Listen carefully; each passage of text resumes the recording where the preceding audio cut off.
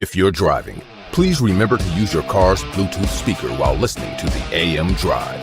Sports talk is not worth your safety or the safety of others. Grab your popcorn and sit back. Jump the gun. Oh, no, give me more than that. Okay, go this way. That was dumb. We are. How could I tell you when nobody wants to? Your faded words I will choke. Happy Hump Day to everyone in the sports universe. It is July 27th, 2022. Good Lord, this year is flying by too. This is AM Drive on Twitter, YouTube, and Facebook. How's everybody doing? For Aaron Crouch, I'm Al Carvello saying, what's up, Aaron? What's up, everybody? Happy Hump Day to you. I'm super excited for this show. We got a lot of engagement on Facebook from our list from 15 to 11 plus honorable mentions. So I'm super excited to start giving 10 through 6 today as well. And of course, we've got Tony Johnson on the show here. He's going to grade our list as an NBA fan himself, who also has been around since the list in the era and the time frame that the list is allegedly created at this point. But yeah, super excited. Happy Hump Day to you, Mike, and I'm ready to rock and roll. Me too. Me and Tony low-key started calling it Tony Johnson Wednesdays. So it's kind of a thing we got going on here, just to let you know. What if you called it like Johnson's Hump Day? Ooh. I know. Dirty, dirty, dirty. Ew, shame on you. Boo. Okay. Where's your hoodie? I spilled some macaroni and cheese on it yesterday. Oh, that'd be good for the show. What? What kind of mac and cheese? Was it Velveeta or was it Kraft or what? Bro, there's only one kind of macaroni and cheese, and it's the blue box. Oh, that's right. You told me. No. The Velveeta's so much better. Maybe so, but I have a lifetime allegiance to the blue box. I'm a blue box kid, man. Because you're 12. I got the blue box blues. Do you remember that commercial? Nope. Or you too young for that commercial? You should watch that on YouTube. The blue box blues, man. The Kraft macaroni and cheese. I'll tell you what. There are different better types of cheese, like macaroni and cheese. I will admit it, but there's something about that freaking packet of cheese sauce that is just absolutely delicious. I don't know what that it one is. hits home for sure. I don't know if it's cocaine or if it's like pixie dust or whatever, but it's phenomenal. I'll take it. It's like McDonald's. There's other places better than McDonald's, but McDonald's has still got good fast food for God knows Gotta whatever line reason. out the freaking out the parking lot. They always do. That's a good point. But if you want to buy merchandise, go to AM Drive the online. It's cheap, so it's affordable. It's good quality. Aaron, where's your mug, sir? I know you got that over there. I didn't spill any mac and cheese on the mug. There it is. Yes. I love the mug. I don't even put anything in my mug. I just like to display it. It is cool looking. Yeah, I also think we need to get some backdrops. Our backgrounds leave a lot to be desired here. So.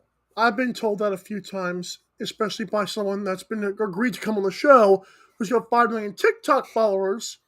Thought that we needed backdrops too, so I was like, "Oh, okay." Who is this? Who has 5 million TikTok followers? Oh, Austin. It's a guy named Austin VRO on TikTok who's agreed to come on the show and get interviewed.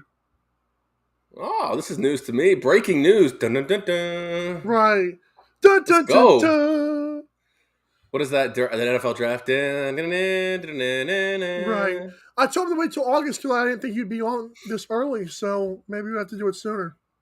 Yeah, we can wait till August if he's down and he's got time. It's all the same. So yeah, let's get some fancy backdrops before we bring this because that's going to be some eyeballs and we'll need some fancy backdrops, not some weird looking Chris Mortensen, Adam Schefter sets.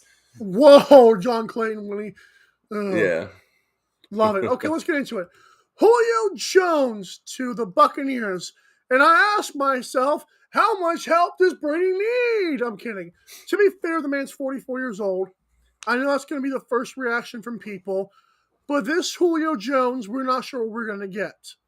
I still believe Julio's got stuff left in the tank. How much is left, we're not sure.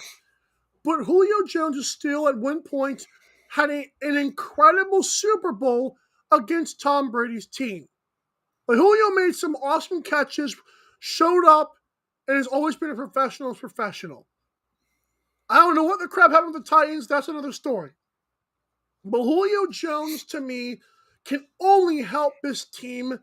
Does it put them over the top of the, let's say, the Rams? It's a good point. It's a good idea. Not sure yet, but I'm not even sure how much they're going to use Julio Jones. We already have Chris Godwin and Mike Evans. I think Julio would be a nice little gadget piece to have, and like maybe you could save him to use a bunch like the Rams did with Odell Beckham. That's what I would do. I would keep this guy on ice. I would keep him hot, but not super hot yet until the playoffs. So, yeah, I mean, to me, Julio is a wide receiver 4, probably a 4-5 on this team. And I'm probably I know what Julio's done. He still has the most receiving yards since 2014, which is insane to think about. With guys like Cooper Kupp getting a 2,000-yard season, Devontae consistently just balling out year in and year out with Aaron Rodgers. Yeah, just pick your poison with regards to comparisons. Which one of them is actually the guy he's going to line up, across from or in the same offense with is Mike Evans. I mean, Mike Evans has been one of the best receivers in the league since 2014 that really no one talks about. I think he has like 9,300 yards and like 74 touchdowns, both of which are just a tick below Julio Jones. And don't forget, like Chris Godwin, let's see what happens with him. I mean, maybe Julio coming back with a little bit of pizzazz helps them keep Chris Godwin on ice versus keeping Julio Jones on ice.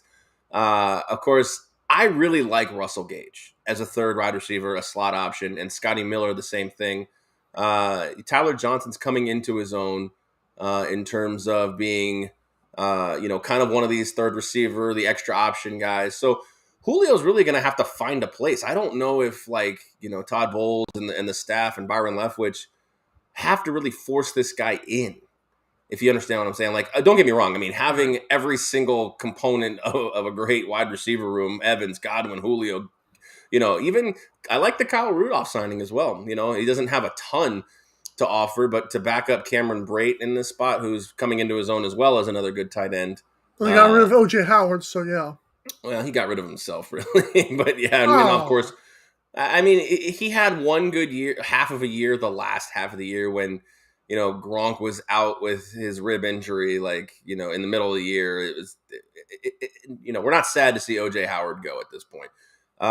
So for me, it's a nice little fun thing to say, man, Julio Jones, Mike Evans, Chris Godwin, but it's going to have to be figured out on who's going to complement Mike Evans. And I think the big thing for this is Chris Godwin has come back to practice, but is he fully ready to be, wide receiver 2, wide receiver 1? Like, is he fully ready to take on a, 15 target a game load at this point with that ACL injury that he sustained, midway through last year, mid to late last year? But you're right. I think you said it. I don't know what we're going to get out of Julio Jones. Like, what is the plan with this guy? And maybe with regards to how much you signed him for, I don't even know the contract details. It doesn't really matter, because adding another body like this, like you said, if somehow you can get shades of Atlanta's Julio Jones, like, this would be awesome. But I just don't know. You have the question down there, how much help does Brady need? It's like, I don't know if this is the situation. This is it. I actually think the help needs to be a spell back for Leonard Fournette. Like, this Rashad White and Keyshawn Vaughn and Giovanni Bernard, to me, just aren't it at the point. You have this rookie just drafted out of Arizona State. Keyshawn Vaughn really hasn't grasped anything. He's the guy I think might take the next step in terms of complimenting Leonard Fournette. But I mean, the Bucs, you're right. I guess the rich get richer in this point, but you're just adding a guy to the room that, like, Tennessee really needed, but Tampa Bay doesn't necessarily really need this guy. So it's just riches on riches at this point. And there was an argument on Twitter yesterday where somebody was saying, well, Josh Allen's better than Tom Brady. This isn't up for debate. It's like, well, I mean, the fact that you're debating a 44-year-old quarterback and a 26-year-old quarterback means that Tom Brady's still got something in the tank here. Like, there's of no course, debate. Josh Allen's better right now. But right now, sure, absolutely. But it's like the fact that you're having to have that conversation with a 44-year-old quarterback just means Tom Brady's still on another level. Still top 5, in my opinion, probably top 2, but that's a whole nother bag of worms. And I know you and Tony can try to debunk that all until you're blue in the face, but I believe what I believe. I believe what I believe. I believe that we will win. I believe oh, I want to do that so bad just now. So with Julio Jones, the reason why I like this so much is, like I said, he has been the professional's professional. Like, he's like a Tom Brady. Like, he'll What does just... that mean? It means he shuts up he's a wide receiver who shuts up. Like, to be fair, like, all these other wide receivers are head cases. Didn't he kind of force his way out of Atlanta, though? Didn't he kind of force his way out of Atlanta? No, he didn't. That was Calvin Ridley. Oh, Calvin Ridley. Calvin Ridley had the gamble bug. I don't know. I didn't really hear too much backlash from Julio in Atlanta. Did you? Not backlash per se, but I could have sworn he tried to force his way out of Atlanta. I'm going to look that up while you're talking. Go ahead, because I feel like Julio Jones, to me, has always been one of the great wide receivers who just does his job and who just works his butt off. And I think that could be huge. Like, the stuff that you have left in the tank, you have to be able to work your butt off still with Julio Jones. And he's going to have not the diva mentality, but the I'll take a step back until you need me mentality. What'd you find? So here it is. May 22nd, 2001, there was a photo of Julio Jones wearing a Dallas Cowboys sweatshirt made him the subject of trade rumors. On May 24th, Shannon Sharpe and Skip Bayless had Julio on Undisputed, asked him if he wanted to remain with the Falcons for the upcoming season. In response, Julio Jones said, "I'm out of there as fast as I can." Julio told Sharpe he had no desire to be a Cowboy, but he wants to play for a winning organization. So, I mean, call that what you will, I guess, you know. That's not as bad as it could have been. That's the only thing, that's the blemish on his resume. Come on now. I'm not blemishing it. I mean, he's still a phenomenal receiver. Like I said, he still has the most receiving yards since 14. It's just a stat I saw that when Mike Evans came in the league, Mike Evans is number 3 in receiving yards and number 1 in touchdowns. So, don't get me wrong. If the Buccaneers can grab old school Julio in this point, I mean, yeah, I think if that team stays healthy, they've got to be the favorites.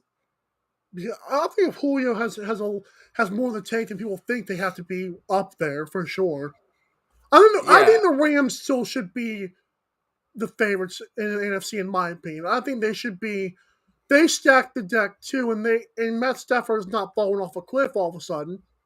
No, he hasn't fallen off a cliff. And to be fair, Brady just retired, so his head off. Let's be real about this.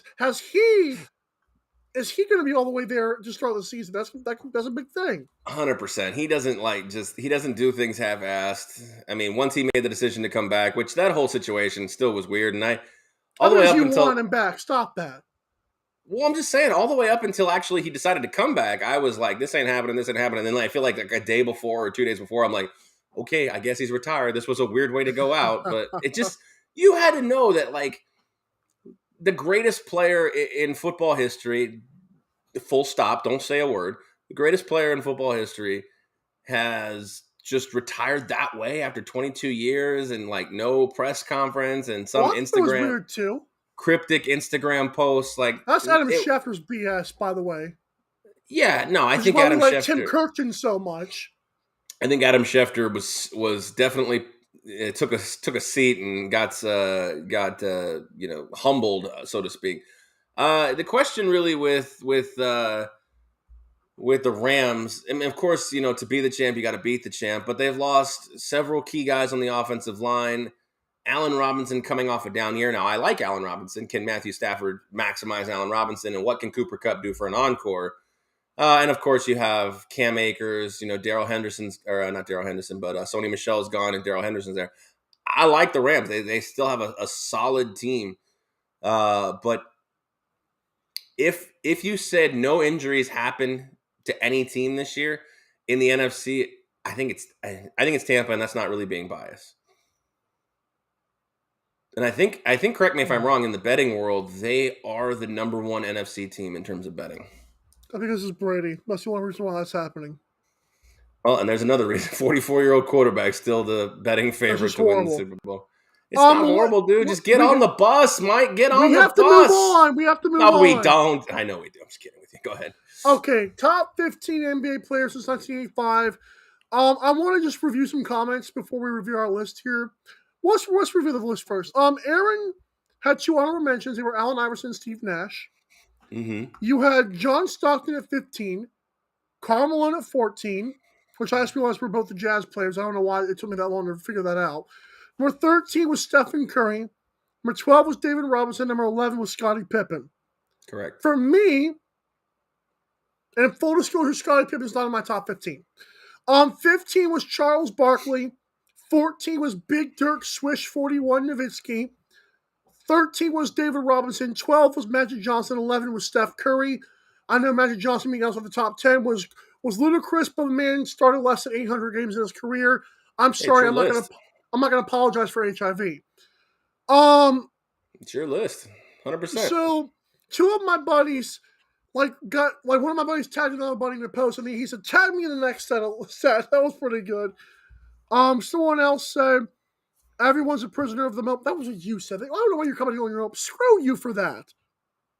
Oh, I meant to comment that on someone's comment, like as a reply, but yeah, no, I think everybody's being a prisoner of the moment with Steph Curry right now. Not to say he's not a great player. I mean, I have him numbered 13. I mean, that's not a slouch. I mean, you're a top 15 player of an almost 35, 37 year era. I mean, don't feel disrespected. There is one guy who's not in my list that, depending on your list and depending on other people's beliefs, may or may be a shock. May or may not be a shock. Oh, mine's going to be a shock. I promise you with number 10 coming up. Someone else said this is comical. Now I want to see the rest of the list. Twitter sucks in interactions, by the way. Yeah, but we're going to leave that alone. Aaron, why don't you go first this time? 10 to 6. All right, so starting with number 10, like you said, you had the recap of mine. Number 10 for me is Swish 41, and that's Dirk Nowitzki. Wow, okay, cool. I think revolutionizing the European game. I mean, I could be wrong, and of course, there's guys like Detlef Schrempf and some others that came over from you don't even remember that guy. No, I don't. Schrempf is old school Sonics guy, played with Sean Kemp and Gary Payton. Wow, he was a baller, but I mean, like the real Euro influx, the wave, kind of started with Dirk Nowitzki, and for him to play on one team, get his title, and just be an all-around great player in the game. For me, Dirk Nowitzki slides in here at number 10. Number 9 for me is the Dream, Hakeem Olajuwon, one of the best big men I've ever seen do it. And I really had a lot of respect for his game right there in that 93 to 96 window when I really started getting into the game of basketball. He was one of the best players I had ever seen. Obviously, you have the Dream Shake, which is still used to this day by some of the bigger guys who are a little bit more nimble. So Hakeem slides into number 9 right there. Number 8 for me is the big fundamental, Tim Duncan. He's a guy who gets forgotten on a lot of these lists sometimes just because you want to talk about Julio being the quiet guy. I think Tim Duncan, other than the one time he got ejected by Joey Crawford for doing God knows what, he's just a big go about your business, cash your check and play some basketball kind of guy. 4 championships, I believe, maybe 5. I can't remember. But it's 5. Is it 5? Oh, yeah, he got the one against the Heat. I forgot about that one. Hush. He got the one against LeBron's 07 Cavaliers, the JV team that somehow got there. So number 8 for me, Tim Duncan. Number 7, one of my favorite players of all time, rest in peace, Kobe Bryant. I love watching him play. He was an incredible athlete, an incredible basketball player. But when people start putting him up in those top 3s, it just ain't it. I'm sorry. I mean, I want to do it too, but you got to be realistic. And he's one of the players like in the era of me watching basketball where that's the guy I watched. That's the guy I would turn on every night to watch play from 96 to 2000, whatever, 10, when the glory years, the later years started to get a little depressing. You saw the 60-point masterpiece in the end though, right? Absolutely. I did watch that. I watched fun. The 81 live. Just the Showtime, the 90s Showtime Lakers from 96 to like 04, whenever it broke up, were just some of the most fun teams to watch. I mean, obviously you had Shaq and of course Kobe and some other, run and gun pieces, but one of my favorites to watch. And number 6 here, rounding out my list for today for Wednesday, is Larry Bird. Another one of my favorite players to watch, albeit replays. I didn't see a ton of his live, obviously, because I was like infant. But just the stories, even the urban legend stories about him, like the cult stories about like hurting his arm and then playing an entire game left-handed, like his offhand, scoring 47 points, and just he was a shit talker, which is awesome. I just love it. Like, you don't think about a lot of these guys, that are, white guys that talk crap in the league. So, to see that and be able to keep up with his own in this sport. So to recap, I got Dirk, Hakeem, Duncan, Kobe, and Larry Bird. So I would assume, don't spoil this, but I would assume that Magic is in your top 5. Now that don't say yes or no, because you do not have him in your top 11 to 15. So I'm assuming you have Magic in the top 5. Okay. I had Magic at 12 for those wondering. Oh, okay. Number 10. Remember when I had Steph Curry at 11? When it's time to be crucified by his fanboys. Number 10 is Kevin Durant. All time. Or at least since 1985. Kevin Durant averages 27 points a game. Averages a steal and a block per game. Has started almost 1,000 games. Shoots almost 50% from the field. Is 10-time All-NBA. The reason he's not higher is 1, because of longevity, he has not achieved it yet, and number 2, because he only has 2 rings with a stacked team and he's blown some leads and just got swept. But I believe he's still if I had to put him, either one of them in the top 10, it would be Kevin Durant. And so Kevin Durant makes it. Number 9, because of the fact he only started 870 games, which is actually less than Kevin Durant, is Larry Bird. Larry Bird averaged a double-double at 24 and 10. Also averaged almost 7 assists a game. He was also 3-time All-Defensive, 3-time MVP, and 10-time All-NBA. He is at number 9 and gets the nod over Kevin Durant for me, but Kevin Durant could pass him by next year, especially with another All-NBA, especially with, more production. Number 8. I did some research this morning on what the pedophile talk was. Apparently, and it was at Louisiana Tech when he was 20 years old. Karl Malone impregnated a 13-year-old. I don't think he's a child predator, like most people on Twitter like to believe. Do I think that was a terrible situation? Yes. But I can see why the Jazz have almost forgiven that with a statue, because it happened when he was in college. And I don't want to defend it, but I just don't want to. I don't think that story is as bad as people originally think. He was he was a 20-year-old, okay? I wouldn't do it, but I just had to say Karl Malone. But basketball Karl Malone is why he's here. Karl Malone averaged 27% from 3, which of the big men that I've looked at from back then is like some of the best, which means he could shoot. 14 All-NBAs, 4-time All-Defense, 2-time League MVP, averaged 25 and 10, and started almost 1,500 games. And number 7, Hakeem the Dream. He is up there as well. Averaged 3 blocks a game, averaged 21 and 11. Started almost 1,200 games. Shot 51% of the field. 12-time All-NBA. 9-time All-Defense. 2-time Final MVP when Michael Jordan retired. And number 6, the Big Diesel, Shaquille O'Neal. Just misses the top 5. Averages, to me, he's better than Hakeem because of his more dominance in a better era.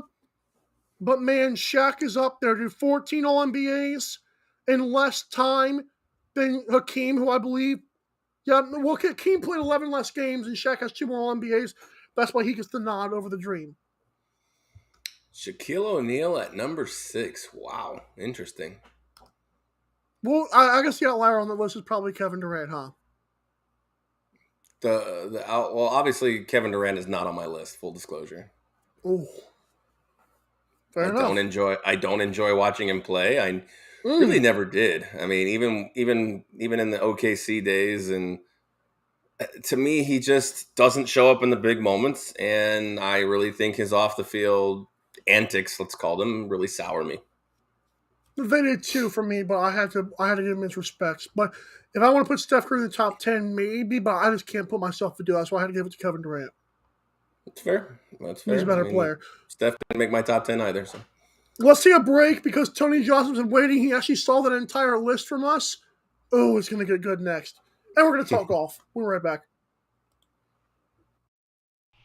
The AM Drive with Mike and Aaron might be the best morning show ever. If you love the show, shop the merchandise for $26 hoodies, $16 shirts, even $13 mugs. High quality swag for cheap because Mike and Aaron love the fans. The best morning show, the lowest price merch at amdrive.online. This is Popple, the next generation business card. With just a tap, your Popple instantly shares your digital business card to both iPhone and Android devices. The best part? The other person doesn't need an app or a Popple to receive your info. To pop your info, tap your Popple to the top of an iPhone, the center of an Android, or just scan your in-app QR code. And just like that, all your info is saved to their phone. More connections, more leads, more sales. That's Popple. Download our free app and get your Popple today. Aren't you the Vice Golf guy? Yeah, you want an autograph? Yeah. Actually, I was just wondering if the balls are any good. The balls are amazing. You look like a Pro Plus guy. I thought you'd never ask. It's actually better than my old ball. And it's half the price. Top performing golf ball, half the price.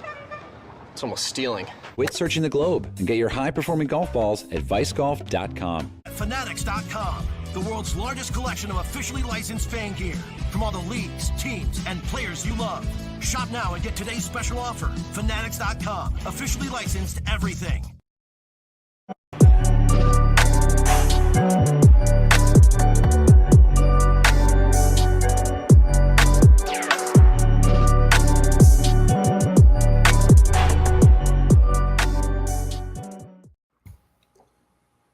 all right, and welcome back here to the AM Drive here on this hump day.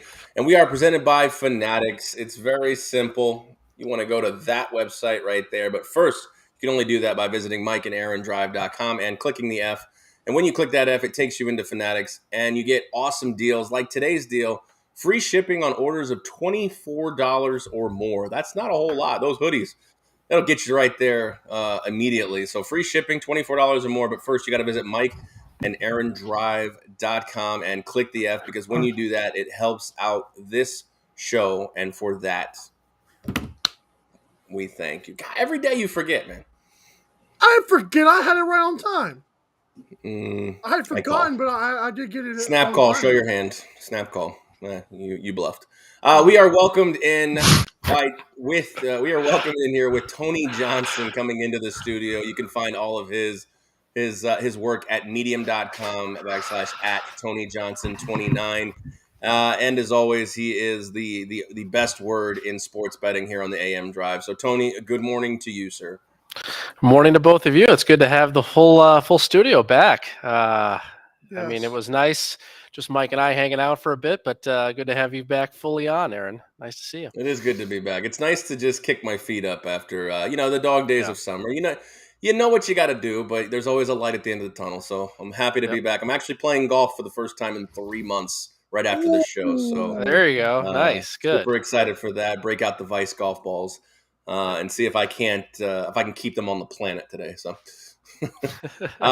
so Tony, you were in the waiting room for what I believe was a majority of those lists, and so obviously I know you as an NBA guy.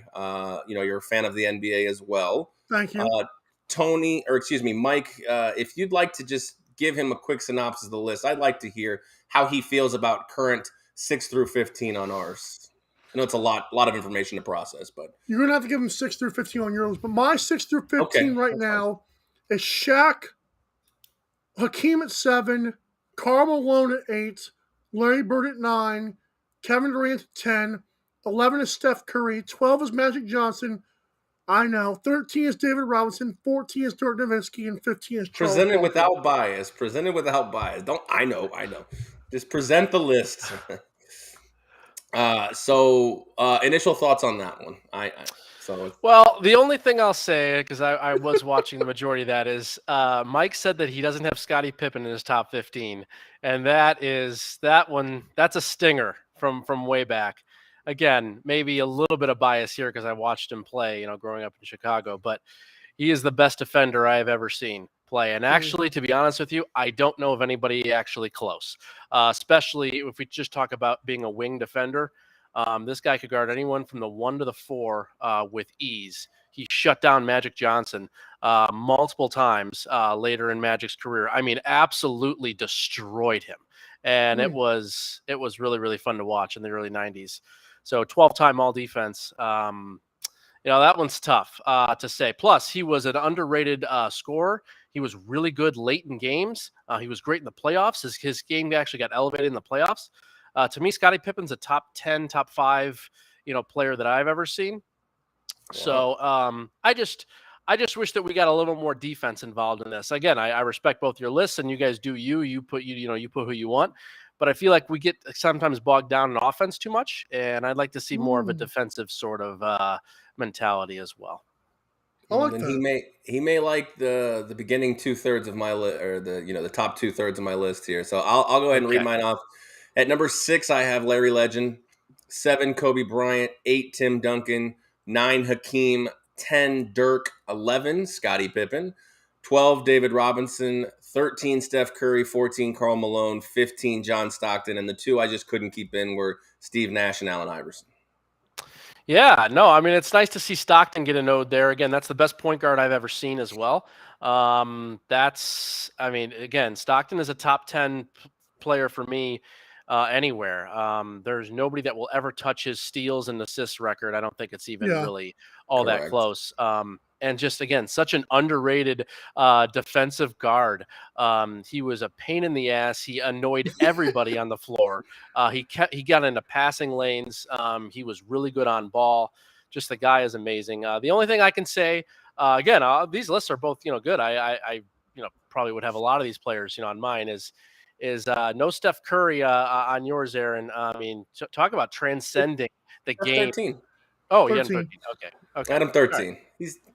But yes, I mean, a lot of people have already started putting him in the top 10 all time. I'm not with it. Yeah, as a shooter, I think that there's the great shooters are here, and Steph Curry is actually here. 100%, I agree. To transcend the game that much, just in regards to shooting, which nobody has ever done or come close to, kind of like my Pippen argument. That I don't think anybody has been a wing defender as close as Pippen. I mean, Luol Deng had 3 or 4 years where he shut down everybody. He shut down everybody as a defender. But again, that was 3 or 4 years, and then he got overused by Tibbs, and that's a whole lot of ball. Oh, Tibbs overused somebody. Huh? That's interesting. So I'll say this before we move on. My beef with Steph Curry is, yes, the argument that seems the casual argument that seems he transcended the game, he changed the game. 100%. Steph Curry is one of the phenomenal shooters, beating Reggie Miller's record and Ray Allen's record in the time that he did it, including his injuries, is absolutely 100%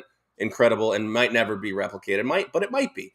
But my problem is that he transcended the game, for me, for the worse. I see teams night in and night out bricking 33-point shots a night. Just because Steph can do it doesn't mean you can. I've covered teams in the Orlando Magic that lived and died by that 3 and died hard. The Mavericks died hard. Yeah, so I don't think he transcended the game for the better. On a personal level, and all these kids who want to just be Steph Curry now, to me it made basketball worse. But that might be an unpopular opinion. It's unpopular for me. I mean, I think the game is significantly better than it was 15, 20 years ago. And the shooting is better as well, too. So if you look back 15, 20 years ago as well, since they moved the 3-point line, that last move, which was, again, about 20 years ago, the shooting's better. So it's about 1.8%, almost 2% higher. from 20 years ago to now. And again, there's a lot of reasons for it. Certainly the volume is way up, Aaron. So you're going to see more misses because of volume. But actually percentage-wise, shooters are better than they were before. We're seeing a lot more big men, again, shoot threes like you had brought up, Mike. Karl Malone, actually making some threes here and there. That never happened then. The fives would never, ever shoot a three. But now we're seeing a lot of it. And in fact, that's one of the things, bringing in centers and bigger guys is like, what can they do from the outside? Can they shoot? Like, that was never a discussion point. Nobody cared. You just played on the block and you went down and you banged and that was it. So, I don't know. It just, to me, and Reggie Miller was an unbelievably phenomenal player, not even going to sniff the top 15 on either list, which I agree with. And he was an incredible shooter and a really good all-around player. And to me, Curry is still significantly better. Also got way better on defense, too. He came in as a pretty poor defender, not having a lot of experience as well. He's gotten a lot better as the years have gone on. He's really a relatively good defender, too. So just something there. And one quick thing I wanted to note, too, the whole Kevin Durant scenario. I know that's a very controversial one for a lot of people. He's just such a one-sided, one-dimensional player. It's hard to put him on this list with a lot of these other guys, with the Larry Legends of the game. I can't do it myself. Would I have him in the top 15? Probably, but he probably would have snuck in like Curry did with your list, Aaron. He probably would have snuck in somewhere barely into the top 15 for me. Again, an electric score, an unbelievable score for his size, but just not even a great rebounder for somebody 6'10", 6'11", for being a mediocre rebounder and just a really poor defender on the other side. Bad in transition too. Never a good transition player. Also something I never really liked as well. And again, you take the personal stuff aside, nobody seems to like Kevin Durant. He's really sort of blown up his image. I mean, he had such a great image. He had so many great things going on. Right, 100%. Yeah, that speech that he gave in the hall when he won this MVP, like it was, Mom, he had everything going forward, and then he just blew it all up. Yeah, it's sad. It really is, because I wanted to be his biggest fan, but can't do it. He his second best skill, Mike, is his Twitter fingers. I mean, scoring in Twitter. I know personally. It's true. Yeah, he you tweeted. know He tweeted my That's book. right. I remember that back and forth there. Very good. The firestorm. So, all right. Yeah, no, for me, Kevin Durant couldn't make the top 15. But man, Reggie Miller's a guy. It's you start getting into these lists and everybody, he's not top 5. It's like, okay, well, name him right now. Like you start, 5, 10, 15. Those are hard lines to have to squeeze in, 25 great players. Someone has to be left out. But I agree. This was kind of in a response to just, I think Nick Wright's, list is a little absurd. And if you get a chance, or if you haven't already, you, Tony Johnson, or anybody watching, just look at this list. And you may agree with him, and that's fine. We will agree to disagree. But some of the players on his list and where they are just absolute blasphemy. Fair enough. I'm not a big Nick Wright fan. So, Luka Doncic, number 20. It's not for me. Wow. Yeah. No, that's all right. Let's move on. Mike, go ahead and let's do Scott Piercy. Let's do Scott. So, Mike, I will preface this, Mike. I have to let Tony know that Mike says that John Rahm has the biggest choke jobs on tour, which I think is absolute garbage. The way you say that, I will forever call you out with your rendition of John Rahm's choke jobs. This, Mike, is a choke job. Oh yeah, this is bad.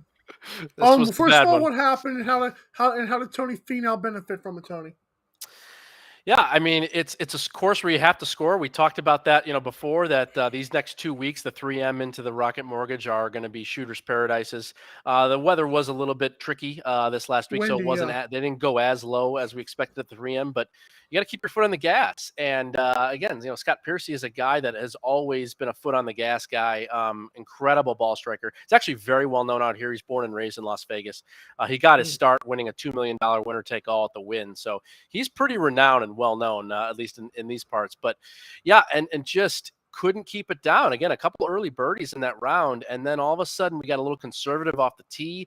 He had some long irons into some holes, getting into 8 and 9, and you hit a couple of shots awry, which is more likely to happen with a 3 or 4 iron versus a 6 or 7 iron.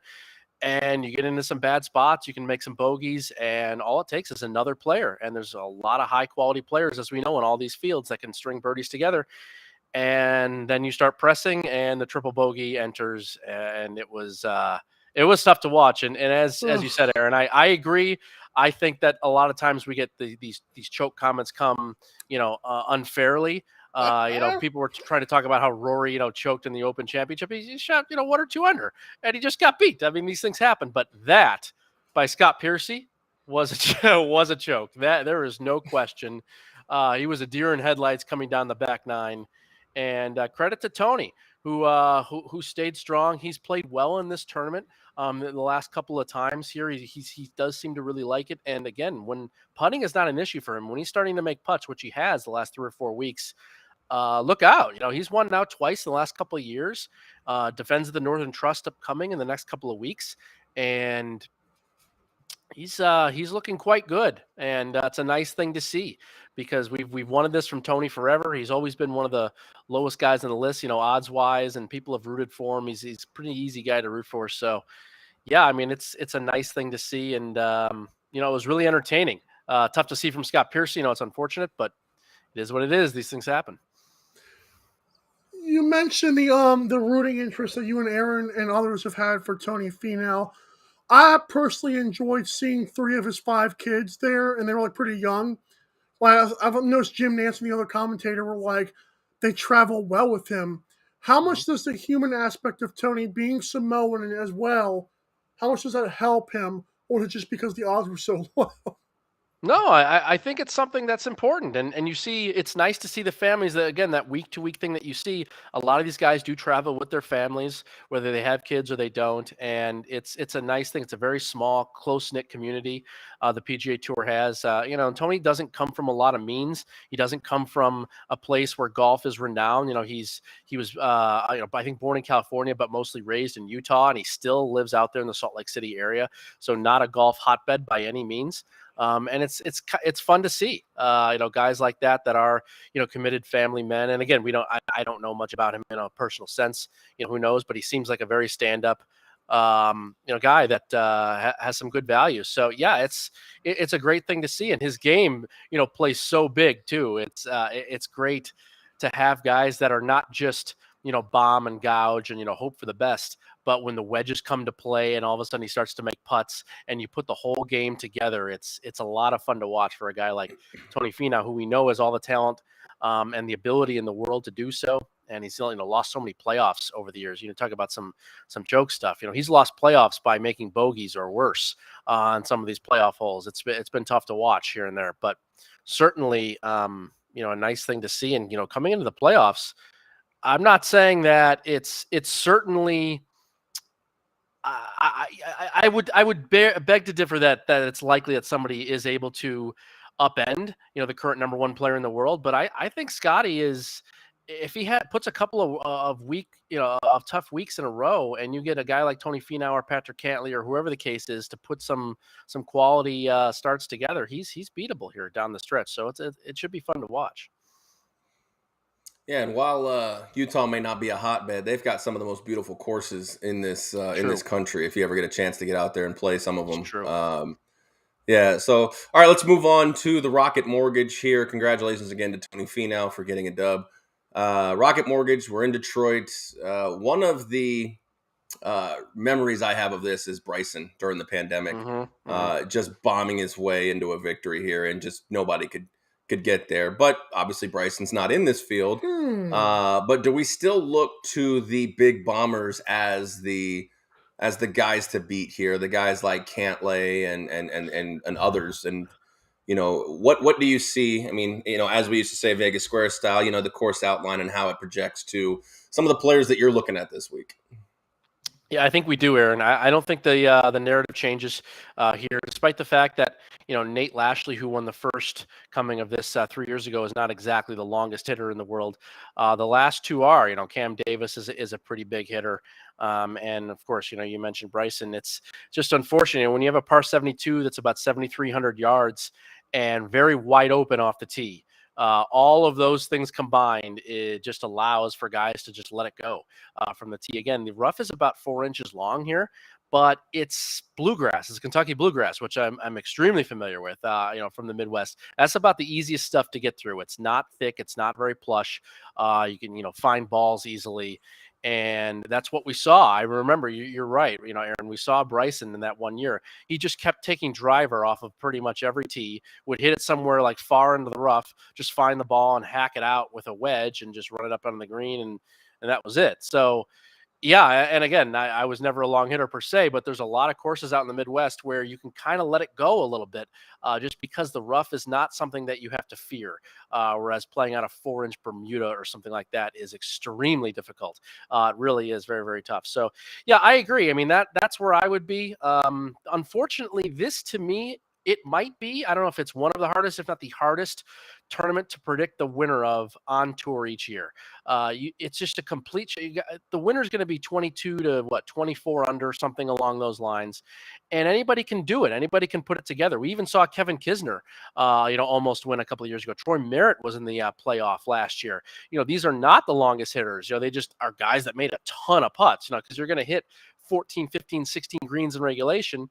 If you put some putts together and they go in, they go in. So to me, I just don't know how you can try to predict a winner here when it's so tough. So it's one of those weeks I actually take a step back, and I don't really try to, focus in on certain players or things like that. I just try to find numbers that make sense. And I have found a few numbers that I thought were off that have already moved. So things along those lines. But I agree. I mean, it's tough to say. The only thing I would try to do as this year has progressed, we get into the playoffs, is look at guys that have maybe some fatigue or have played a little bit too much. So one of the names that I brought up that I actually had a bet against last week, which worked out pretty well, was Sahith Theegala, who has just played so many events. He's played 28 events so far this year, 10 out of the last 12 weeks. And if you go back even further, it's pretty much almost all of his 28 events have been this season.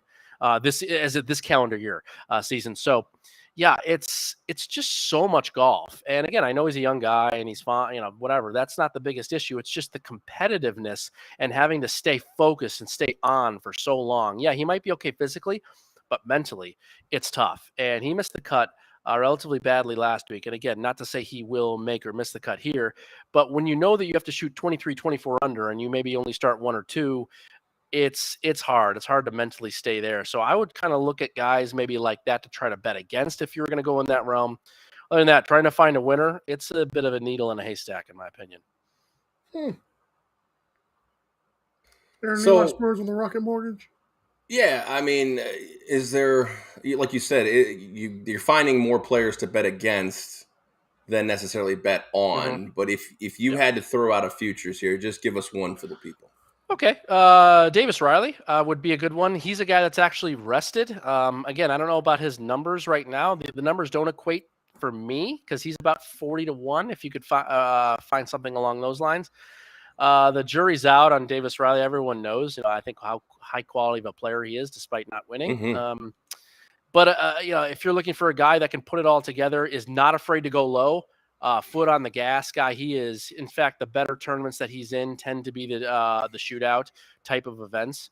So to me, that if you can find a spot there, again, 40 to 1, doesn't equate for me. To me, my number is 48 or higher for Davis Riley. So unfortunately, I can't fire. But I think it's a very viable deal. And then, I hate to say it, but, anytime that Will Zalatoris is in the field and, he is almost the guy to beat. And some of the majors or whatever, when all of the top players are there, maybe not. But anytime it's not, he is the guy to beat. Yeah, Patrick Cantlay has the lowest odds of the list and might be the best overall all-around player.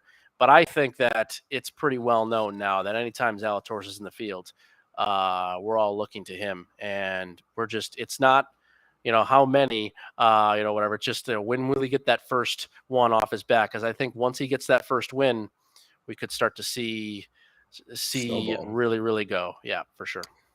That's the name I was hoping you were saying, because I did sprinkle a little bit on Billy Sizzle at 15 to 1 here. Yeah.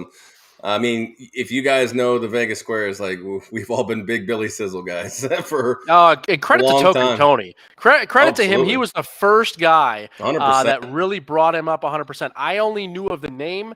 I knew nothing more than his name, and he was the first one that gave information that was on Said it. he was We going to have be to give him huge. credit. He did. 100%. He did. He was right away. Every Yep. time.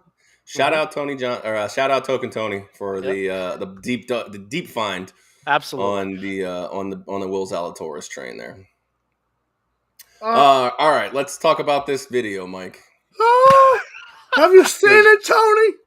I did. You guys sent me a link. That was good because I follow what's going on with Liv, but I don't watch all their media and stuff like that. But my goodness, here we are. It went viral for obviously all the wrong reasons. So we talked about this either I think 2 days ago, I think Monday in Monday's show, and I mean I can get past a lot of the poor low quality. Mike, why don't you read do you still have the comments up?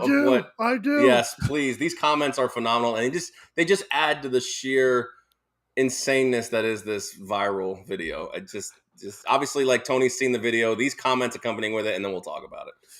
Kevin Na looks like he's being held hostage. Phil Mickelson has every one of his remaining sponsors on his hat.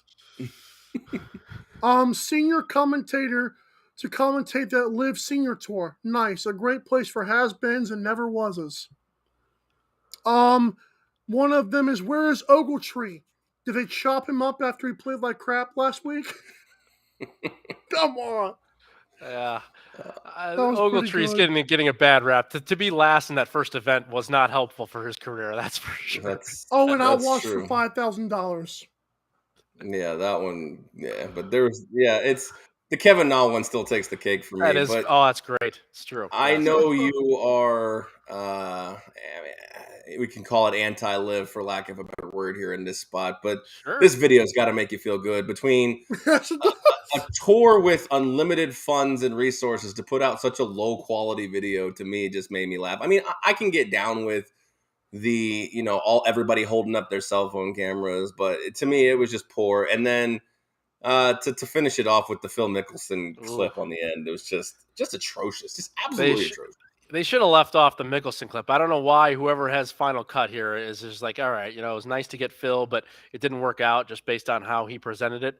So let's just kind of leave that out and finish with Faraday anyway. Don't you want to finish with Faraday? Because that's finish with the focus, right? And that laugh of his was pretty bad. Strange. So I don't. Yeah.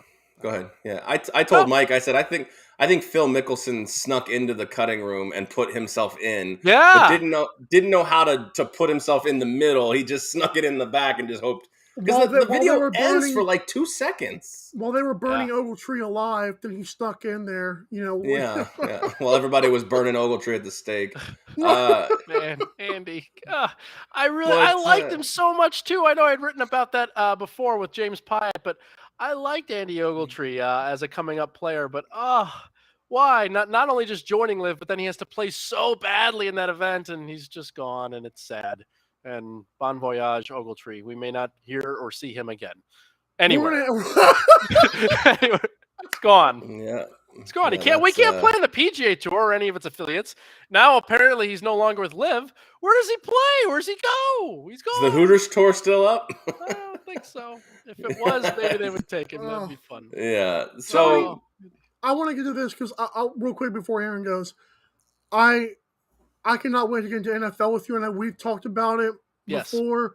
But I want to have Aaron on as I'm chiming you about the NFL because it's coming soon, man. It's coming very, very soon. I've already made a handful of future bets, which I know we'd like to dedicate and we can talk about. Yeah, and I'm not going to lie to you. Obviously, you're always really happy with what you make and you really have good thoughts. I think I'm very, very pleased with some of the numbers and some of the things that we've come up with. I'm a little bit upset now seeing the Kyler Murray contract and the whole ball of wax with that, because I've been kind of betting against Arizona for a while now, knowing that Kyler Murray is not exactly the most well-prepared quarterback in the world. And now it's kind of officially known that he isn't. And so all this stuff is in his contract, which is sort of embarrassing for everybody involved. And the fact that he still won so many games, and I lost bets because of this last year, I'm still I'm still salty. Not going to lie to you. I'm still a little bit upset. I guess that just shows how incredible his talent is and how good he is actually on game day at being able to adjust just on the fly. Because I think we have to give him credit there. Certainly, he's been able to adjust and win games. And dang it, I feel like I had so many good bets against Arizona those last couple of years, and they didn't come through.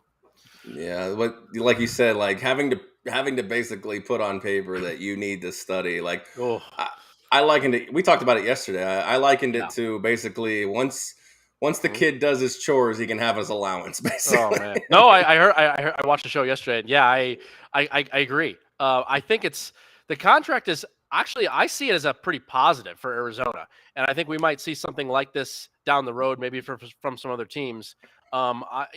I don't see it as anything bad in that regard. You know, they're trying to protect an investment, and you have to have a quarterback. So the question is, well, then why would they want Kyler Murray or whatever? Well, because of the unbelievable transcendent talent that he is, and the fact that he can win games maybe without doing the studying and all the extra work. Right. Says so something. imagine if he Of course they're gonna prepares. sign him.